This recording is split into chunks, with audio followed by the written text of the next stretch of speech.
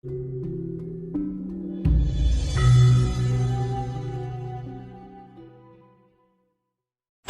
terkait dengan Borobudur, Mas, kan itu kan masih misterius kan. Ada juga yang mengatakan bahwa sebetulnya ada suatu kehidupan, bahkan harta karun yang terpendam di dalamnya. Bagaimana pandangan Mas? Apakah benar itu? Harta karun itu kan bisa fisik dan non fisik. Iya, betul. Kalau saya menilai yang non fisik. Pemikiran-pemikiran cemerlang, pemikiran-pemikiran yang brilian pada waktu itu. Gimana leluhur kita pada zaman itu sudah bikin bangunan semegah itu, sedahsyat itu, yang kadang-kadang arsitek sekarang juga masih bingung melihatnya. Itu harta karun bagi saya yang saya nilai tentang arsitek masa lalu seperti itu. Dan ajaran yang tersirat di dalam relief-relief Candi Borobudur itu kan harus kita pelajari. Apa sih yang ada di dalam situ? Bukan hanya kita melihat dari kebesaran masa lalu, gimana Pak, tapi seandainya Anda melihat buku hanya sampulnya bagus, ini bagus, tidak dibaca, tidak dipraktekkan, bisa enggak? Anda baca resep makanan tanpa memasak bisa kenyang dengan makanan itu? Enggak kan? Nah, itu yang terjadi.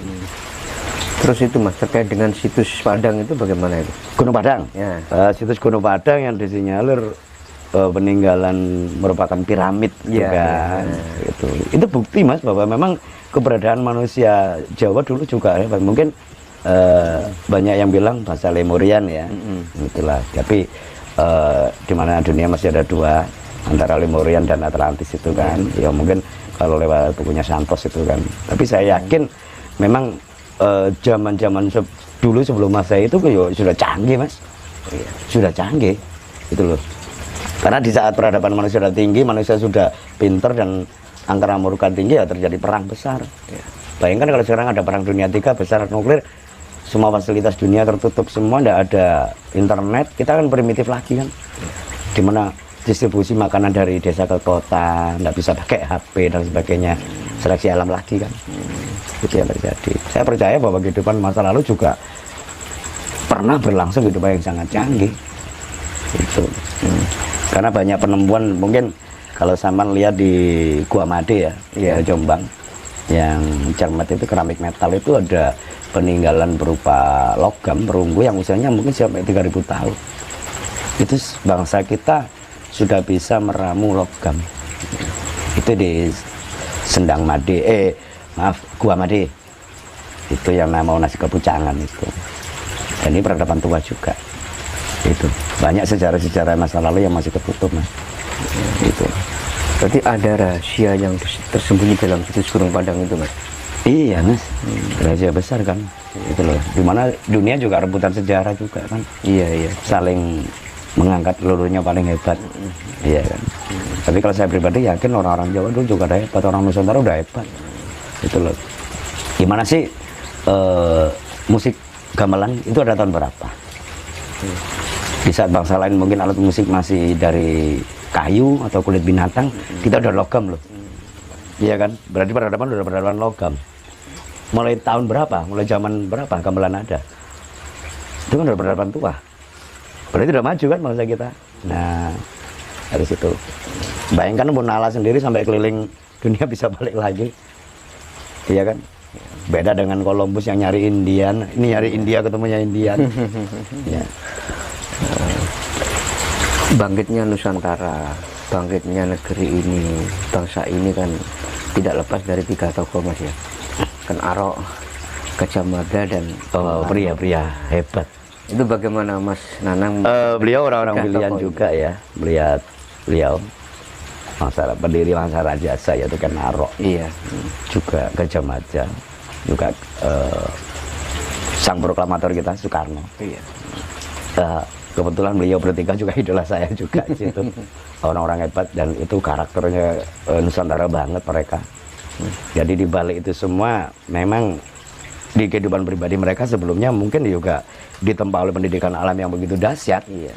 Karena dia harus memikirkan banyak orang. Jadi dia membuang egonya, gimana dia bisa berguna untuk hal yang lebih besar lagi dan bikin sejarah besar. Kalau dari proses kehidupan mereka ya ada kesamaan juga sih mereka, gitu loh. Lepas dari beberapa cerita tentang Ken Arok di buku Pararaton dan sebagainya, tapi saya tetap angkat topi dengan beliau karena bagaimanapun dia pendiri dari bangsa Rajasa, juga Gajah Mada pencetus Sumpah Palapa itu sendiri yang bisa mempersatukan Nusantara. Bung Karno sebagai proklamator. Sampai hari ini saya masih belum bisa menemukan pengganti dari ketiga beliau ini, pria-pria hebat Nusantara ini. Dan semoga dengan tokoh-tokoh itu bisa menginspirasi kita ke depan lah. Bisa enggak kita meninggalkan sejarah besar seperti beliau-beliau itu? Ya, enggak sekupnya negara, minimal di lingkungan kita sendiri lah. Anda bisa jadi pahlawan di keluarga Anda sendiri. Mungkinkah ke depan karakter dari ketiga sosok ini akan sangat mungkin ke negeri ini? Sangat mungkin terjadi karena siklus dari satu sejarah dia akan berputar di titik yang sama di waktu yang berbeda. Gitu. Sangat mungkin sesuai dengan versinya ya. Kalau mungkin dulu orang berkuda, sekarang mungkin berharley ya. Beda lagi lah. Kalau dulu orang kaca benggala, sekarang video call. Iya kan. Walaupun itu kadang-kadang hanya sebatas ilustrasi di satu film, tapi setidaknya mungkin dulu pernah real terjadi kan. Gitu loh. Kayak orang dulu pakai telepati, sekarang pakai HP. Apa bedanya sih kadang-kadang? Ya. Terkait dengan sosok Gajah Mada, Mas, sampai saat ini kan banyak versi kan tentang siapa sebetulnya Gajah Mada. Nah, kalau Mas Nanang sendiri, sosok Gajah Mada itu memang benar-benar dari keturunan dari raja atau rakyat jelata atau bagaimana? Ya, keturunan orang hebat, orang darah biru Mas sebenarnya. Darah biru ya? Iya. Cuman identitas beliau juga dirahasiakan, samarkan seperti itu lah. Biasa kan orang-orang hebat kan selalu seperti itu kan. Gitu loh. Jadi kayaknya memang Gajah Mada mulai awal sudah dikader Mas untuk jadi satu pemimpin ya. Bayangkan dia mulai dari bekal ya sampai naik sampai akhirnya menjadi Senopati dan Mahapati. Ya, bahkan Gajah Mada pernah mengeluarkan satu prasasti yang di Candi Singosari, sekarang ada di Museum Nasional dengan nomor registrasi 211 itu kan. Dan itu prasasti terbaik, materialnya juga bagus gitu loh. Dan bicara Majapahit, orang selalu banyak condong ke Gajah Mada. Iya. Ya, dengan Sumpah Palapanya itulah yang begitu fenomenal itu ya. Sampai hari ini sosok beliau itu lekat juga sih di para penggiat kebudayaan Jawa sampai hari ini. Dan sebenarnya Gajah Mada itu Nusantara banget, sama dengan Bung Karno. Terkait dengan Bung Karno, Mas Nanang, banyak para praktisi spiritual mengatakan bahwa sebetulnya Bung Karno itu masih hidup. Bahkan Gajah Mada sendiri juga masih hidup. Ya. Nah, itu bagaimana Mas Nanang? Relatif Mas. Relatif ya? Relatif, tergantung. Saya menghormati perbedaan itulah. Kalau dalam jiwa-jiwa kami ya, yang sekarang ini kayaknya beliau masih ada. Masih ada ya? Masih ada itu tanda kutip. Iya. Itulah semangat beliau, pemikiran beliau masih berlangsung sebenarnya. Berapa teori-teori yang sudah kita jalankan sekarang ya, seperti Bung Karno sebagai founding father-nya Indonesia kan. Itulah. Jadi mereka membuktikan bahwa kita ini bukan bangsa yang sembarangan. Gitu.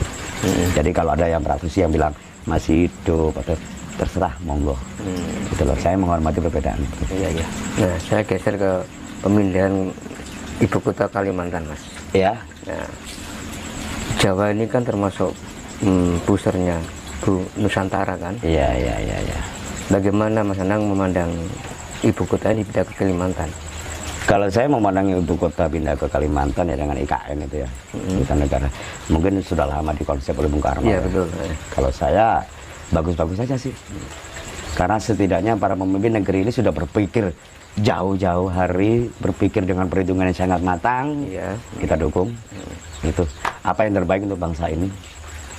Itu yang terjadi. Dan ini masuk satu fase ya, di mana dulu Mpu Sindok juga pernah memindahkan ibu kotanya dari Jawa Tengah ke Jawa Timur. Ya, tepatnya di Trawulan juga.